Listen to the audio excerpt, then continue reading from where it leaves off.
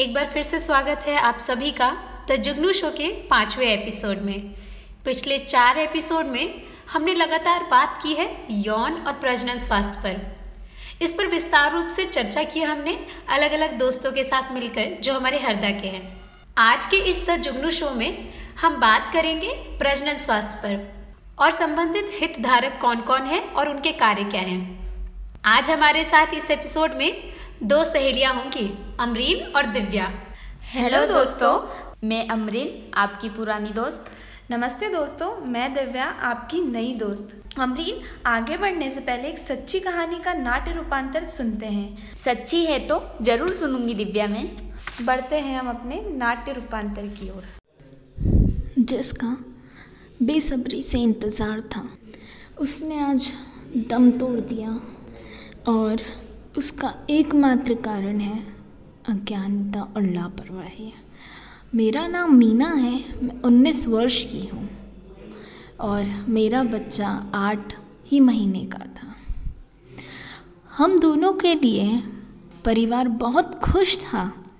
सब लोग दिन गिनते थे, मेरे बच्चे की आहट महसूस करते थे। लेकिन पता नहीं कैसे मेरी तबीयत खराब होने लगी। घर पर ही इलाज चलता रहा।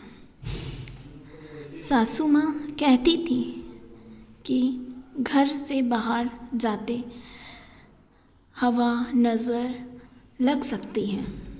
आशा दीदी को भी नहीं दिखाया। डॉक्टर के पास गए तो बहुत देर हो गई थी। मेरा बच्चा नहीं रह पाया। ख्याल तो सबने बहुत रखा था, लेकिन सही ख्याल कोई ना रख सका। इलाज में बहुत देर हो गई थी।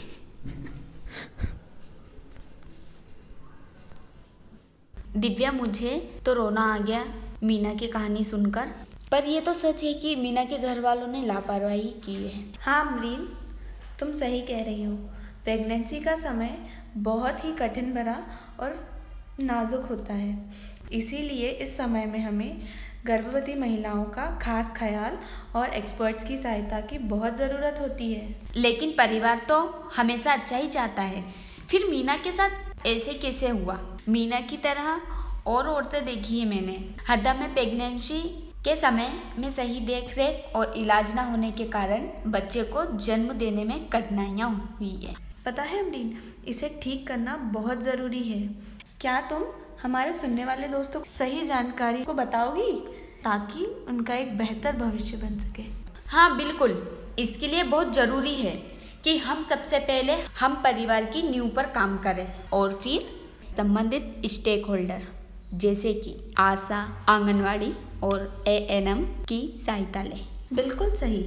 माँ के गर्भधारण से पहले और बच्चे के जन्म लेने के बाद की सभी चर्चाएं बहुत ही विस्तारित तौर से और साथ ही परिवार में सामूहिक रूप से होनी चाहिए। बहुत ही जरूरी है कि परिवार की जानकारी एक हो, ना कि व्यक्ति विशेष। निर्णय और जानकारी के लिए हमेशा एक्सपर्ट से ही सलाह ली जाए और समाज की ना सोचते हुए बच्चे और माँ को प्राथमिकता मिलनी चाहिए। और आशा, आंगनबाड़ी और एएनएम कार्यकर्ताएं तो होती ही हमारी मदद के लिए। ऐसे समय में तो उनका सहयोग पूरा ही लेना चाहिए और हमें भी उनकी मदद करनी चाहिए कि वह माँ और बच्चे के स्वास्थ्य के लिए काम कर सके। बिल्कुल सही कहा अमरीन। अगर वो अपना काम कर रही हैं तो समाज का हिस्सा होने के कारण हमारी भी जिम्मेदारी बनती है कि हम उनकी मदद करें, उनकी आने वाली परेशानियों में हम साथ मिलकर उनका सहयोग करें। दिव्या, कह तो सही रही हो, पर पता है हमारे जैसे हर कोई जागरूक नहीं होते हैं। उनके पास कोई संसाधन भी नहीं होता है।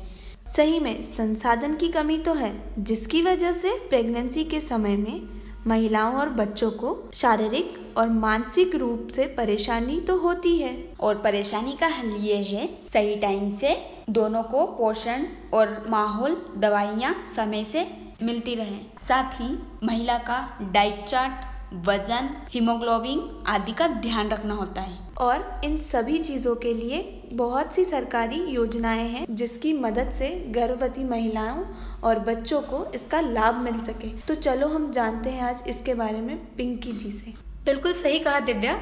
ऐसी बहुत सारी सरकारी योजनाएं हैं जिनकी मदद से माँ और बच्चे दोनों को लाभ मिल सकते हैं, जैसे कि जननी सुरक्षा योजना और साथ ही प्रधानमंत्री सुरक्षित मातृत्व अभियान भी है, जिसके माध्यम से गर्भधारण से लेकर बच्चे को जन्म देने तक की सभी सुविधाएं नजदीकी स्वास्थ्य केंद्र पर उपलब्ध होती हैं। और पता है दीदी, यदि गर्भवती महिलाओं के पास श्रमिक या संबल कार्ड हो तो उन्हें आर्थिक रूप से लाभ भी मिलता है। दिव्या और अमरीन, बहुत ही अच्छी चर्चा रही। तुम दोनों के आने से एक नई समझ बनने का मौका मिला और बहुत सारी नई जानकारियां भी मिली हैं। दोस्तों, अगर आपको भी आज का एपिसोड अच्छा लगा तो हमें कमेंट करके ज़रूर बताएं। आप हमें मैसेज या फ़ोन भी कर सकते हैं। नंबर है 9711419962। याद रखिएगा, नंबर है 9711419962। आप हमें ईमेल भी कर सकते हैं। ईमेल एड्रेस है pinkyvansanyersansthan.com। साथियों, आज के इस एपिसोड से अब हम आप सभी से विदा लेना चाहेंगे। फिर से मिलेंगे नए एपिसोड में। तब तक के लिए हम तीनों की तरफ से नमस्कार।